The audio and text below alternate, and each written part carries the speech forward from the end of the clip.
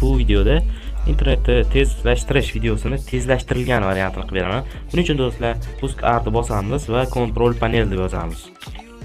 Anchadan beri video olmayotgandim do'stlar, keyin Control panel deb yozamiz.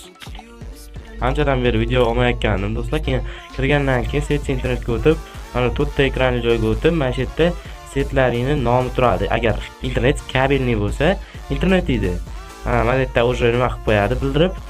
Agar nima, xullas ulangan nimalarni o'zlaring topib olasizlar. Xullas o'shamda ustiga bossalaring, svойство chiqadi. Svойствоdan IP to'g'ri o'tasizlar. Keyin mana yerda agar IP-laringni, Wi-Fi-laring IP-larini bilsalaring, o'shani yozasizlar. Masalan, bunaqa deylik. 100.1 bo'ladigan bo'lsa, tepasiga shlyuzini, masalan, sizlarda bitta kompyuter bo'ladigan bo'lsa, bitta Wi-Fi bo'lsa, mana oxiridagi raqamini 2 qilib qo'yasizlar.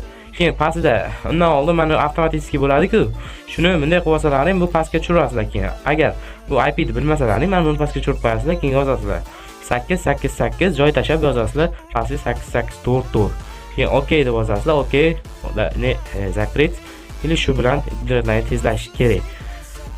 Xullas akalar, sizlardan kompyuter salom bo'ldi. Bu tezlashtirilgan video bo'lib chiqadi, albatta shortsda chiqadi.